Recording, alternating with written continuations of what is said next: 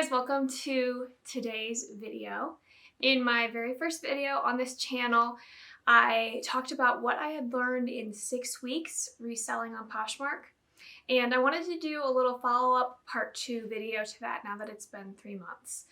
So in that first video, I talked about 5 things that I had learned and 5 things that I wanted to improve on in the future. So in this video, I'll go back to those 5 things that I wanted to improve on and update you on how those are going. And then I'm gonna add in 5 more things that I've learned along the way. So diving into number 1 of the things that I wanted to improve 6 weeks ago. First one was cross-listing. So I have a good update on that. It's going really well. At the time of that last video, I hadn't made any sales on eBay or Mercari, and I have made, I think, like 12 sales on Mercari and 16 on eBay now. So not tons, but it's definitely worth cross-listing. And the other thing that I've learned, just doing more research about eBay specifically, is that it's a really slow build. It's a slow build to get your seller rating up.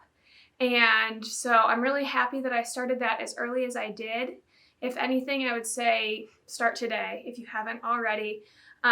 Open up an eBay store or set up an account and just start listing things, because the more you sell, the more good feedback you get. And that's really important too. Like, you want good feedback on eBay. You don't want to have any issues with customers. So make sure your customer service is really good, and just get started on there as soon as possible. I'm really hoping it'll grow over time. But even resellers that I am watching who have had a store for a while, it's just starting to catch up to their Poshmark. So it has the potential. Like, there's a huge user base on eBay, obviously, and it's international. I have set up the global shipping program so that international customers can shop my items, and I'm able to just ship them to the shipping center here in the US, and eBay takes care of all the customs and duties and getting them to the customer overseas. So I haven't actually made any international sales yet, but just knowing that those eyes are on my items and that potential for a sale down the road is there. So yeah, very happy I did that. Sales are happening, not huge ones. Good sales on both platforms really, but not tons and tons yet, but we're building. So that's been going really well. I'm still using Flip, which I would highly recommend. It's completely free, and they intend to keep it free forever. So it's not, in a testing phase and then they're going to start charging for it later on. It's completely free. So I would highly recommend that. Their customer service is really good. They are a pretty new service, so they're still working out some kinks, but they're constantly adding new features. There's a Facebook group that I'm part of where there's lots of conversation going on. People can request new features and get updates about when other ones are coming. So it's been really great. Can't beat free. And I've really enjoyed it so far. I haven't used Vendu or List Perfectly or some of the other ones, so I can't really compare how they work, but the functionality is definitely there. I'm able to list my items on Poshmark and then import them into Flip to cross-post onto eBay and Mercari, and it's super fast. It takes about 1 to 2 minutes per item per platform, so that's really worth your time. Number 2 was I wanted to separate my financials, set up a business, LLC, and I did that. I'm really happy I did. It has just given more peace of mind, being able to see what I have in that bank account. So the cash flow issue is not the same as it was when, say, things were coming out of our personal account where all of our other bills come out of. It's just been really nice to have it separate. So I'm glad I did that. I do still need to set up a meeting with a CPA and just figure out exactly how taxes and all of that will work now that I have an LLC. So I'll probably do a video on that in the future, kind of the pros and cons of setting up an LLC and what that looks like specifically when it comes to taxes and things like that. But for now, I'm really glad I did that. Okay, so number 3, I said in my last video I wanted to start steaming every item. Long story short, I returned the steamer I got because it was horrible. It actually messed up one of the items that I steamed with it. and I've just reverted to the old shower trick. So if I have any wrinkly items, I just put them in the bathroom, turn on the shower on the hottest setting for 5-10 minutes, and it works really well. It gets those wrinkles out. I'm able to photograph them looking really nice, and then I just leave them on a hanging rack for 24 hours or so to make sure they're dry before I store them away. But yeah, at this point, I didn't really feel like investing in a super nice steamer, and the shower works really well. Maybe down the line I'll get a steamer, but it's honestly not necessary to steam every item, and the ones that do need it, you can just use your shower. Number 4 was to master online sourcing. And at that point, I think I'd done a little bit. I made a couple of sales of items that I had found online. And since then, it's only gotten better. I've had a lot of success with online sourcing. I added a new column to my spreadsheet where I track everything, where I can put in the source and then generate a report to see what my, how many sales I've made with items from that source, and then what the average sale price is, what the average profit is, et cetera, et cetera.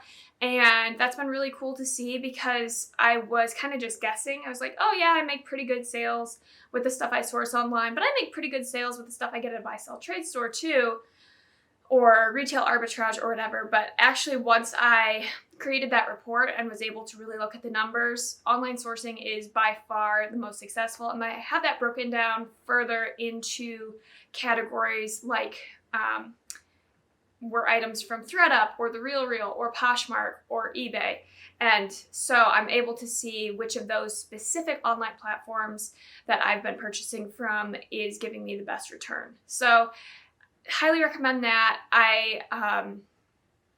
One of my goals is actually to move to mainly online sourcing, like 90%, because 2 things. Gas is crazy expensive right now, and a lot of the in-person sourcing that I was doing was about an hour from my house, which is just a lot of gas money.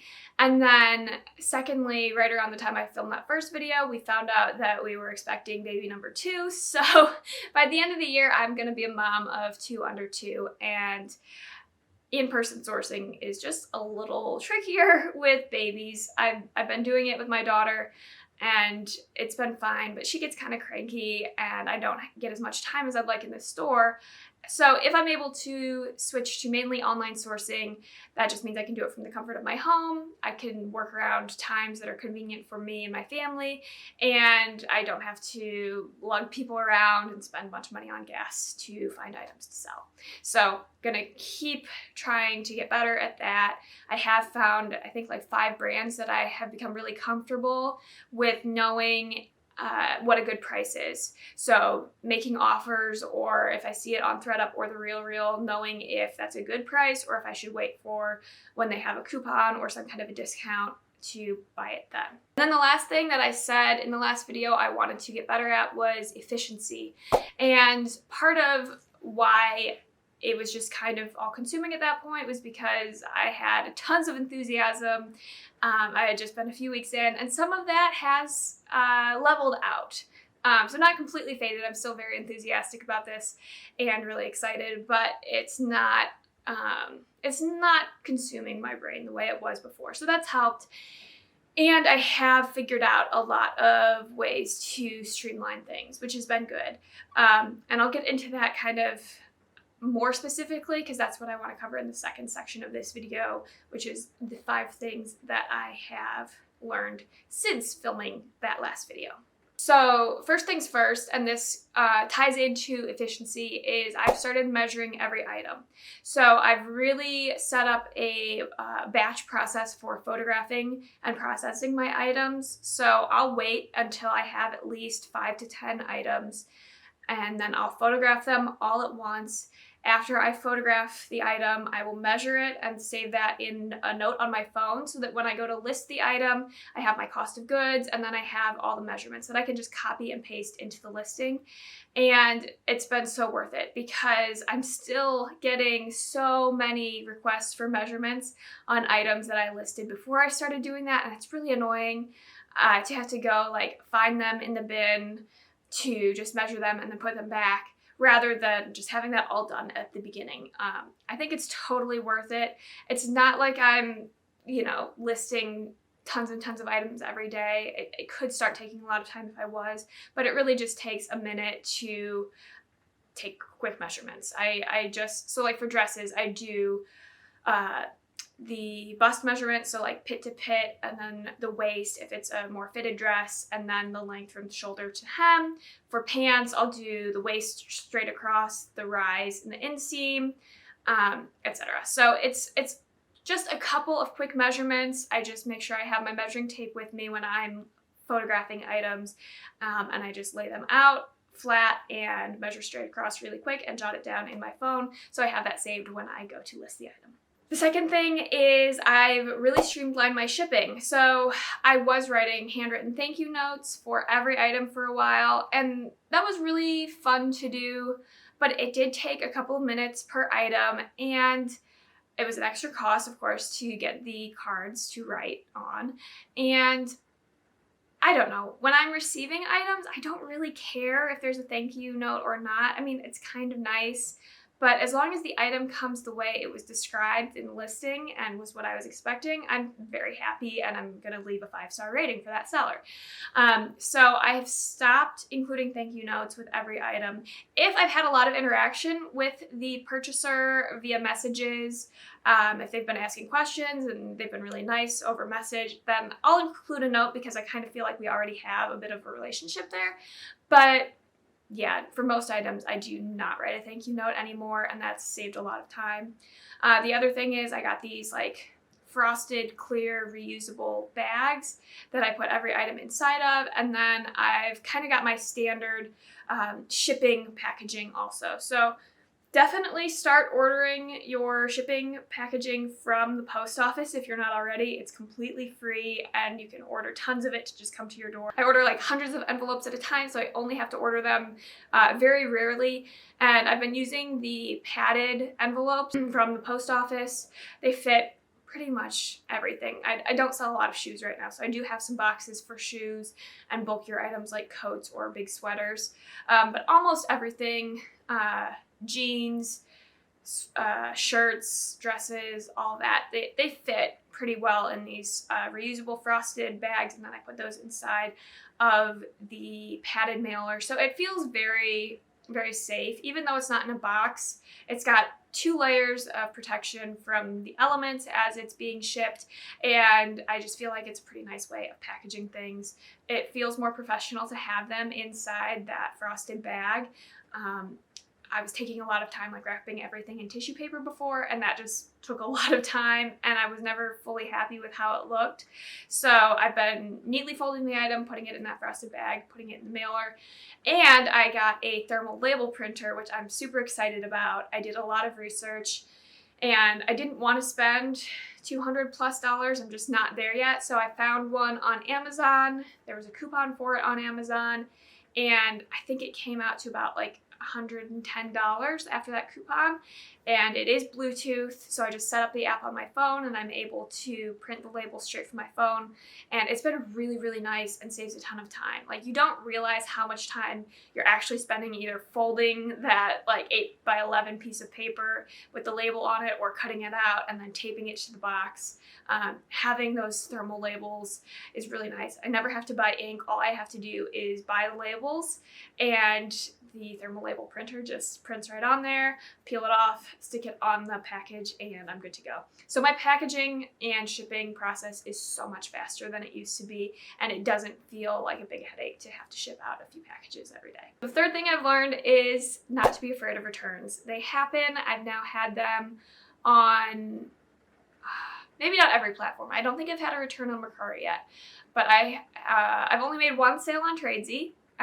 And big surprise, it ended up being returned right before the end of the return window, which was really upsetting because it was a really big sale. So I'm not into Tradesy. People can return things pretty much for any reason within a 7-day window. I don't know. I just feel like there's way too high of a return rate there, and it's costly to sell an expensive item have it shipped to the buyer, let them keep it for 7 days, and then they have, I can't remember how long until they actually have to ship it back to you.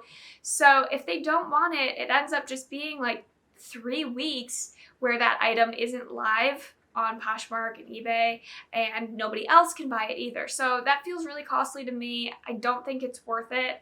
I do have that item relisted to Poshmark, eBay, and Mercari right now. So hopefully it sells again, but yeah, I don't want to sell anything else on Tradesy. I would just be terrified that it would be returned. So like I said, returns aren't scary. They're not a big deal. That's just super annoying that they can return things without any reason.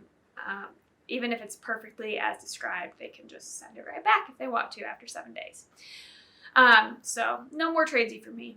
But I've also had returns on Poshmark and eBay. With eBay, I'm just going with the customer's always right. So I had an item that somebody requested a return for a fit issue. I don't allow returns on eBay. I have that marked like no returns for this seller. But somebody messaged me and they said, I got the dress, it didn't fit. I would really appreciate it if I could return it. And I just went ahead and accepted the return because I really want to get my rating up on eBay. I don't want to have any negative feedback. I want to make my customers really happy. And it was an item that is pretty desirable. I feel like I'll be able to sell again, no problem. So that wasn't too big of a deal. Again, kind of annoying to not have it live for a little while they had it, but it'll sell again, so I'm not too worried. And then on Poshmark, I also had a return request. They had actually already accepted the item, so it was a little strange and a unique situation. It was a dress that had 2 different size tags in it, and I totally didn't catch that before. I even photographed both tags, and they were both in the listing. One said size 4, like the one in the neckline said size 4, and then the one by the care tag said size 10. And that's super strange. I don't know how I didn't catch that before or why there were 2 tags in this dress. Purchaser messaged me and said that the dress was actually the size that was near the care label, not the size like I had listed in the listing, which was the one on the neckline, and it didn't fit, and they requested to return it. But because they had already accepted the item through Poshmark, there was no way for me to initiate a return or for them to. So I messaged Poshmark, explained what happened. I told them that I wanted to take the item back, and I obviously felt really bad for not noticing that there was a discrepancy between the sizes. And they graciously offered a one-time refund to the buyer and let me keep the funds that had already been released to me because it was after the purchaser had already accepted the item. So obviously that probably wouldn't have happened if they hadn't accepted the item and then realized that it was the wrong size, but happy with how that turned out. And honestly, I'm happy to take items back if I make a mistake in the listing like that. So I think the key really is sourcing items that you're confident will sell, because then returns aren't that big of a deal. You know it'll just sell again within a little while. 4 is sending out good offers. For a while, I was just doing the lowest offer possible on Poshmark, so that's 10% with the smallest shipping discount.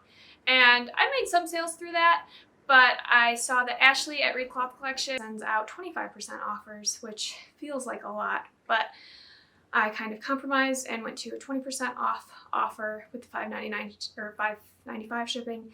And I actually have been seeing really good sales with that. So I just price accordingly, and that's been going really well. Lastly, I want to set goals for the future. So I'm already setting a goal of setting goals, but I've decided to invest in some business coaching and really take a look at all my numbers. So part of the reason that I put in all my different sources for items in my spreadsheet so that I could see those really specific numbers was for that reason. And I haven't done the business coaching yet. I'm going to do an update after that of the goals that we kind of solidify. But yeah, just setting what I want to be making in profit per month and how many items I want to have available on platforms and things like that. I have some rough ideas, but I'm going to talk with somebody who knows more about what they're doing, who can give me a little bit of advice about the small steps to take to get toward those bigger goals. So I have really been glad that I've been tracking everything, and I can run a lot of different reports in my spreadsheet and really look a lot at those analytics and see what's working, what's not, and what I need to do more of. So thank you for watching this update of everything I've learned in 3 months as a reseller on Poshmark, eBay, and Mercari, and I'm sure I'll do another update again in the future. I hope you guys have a great week, and I will see you again soon.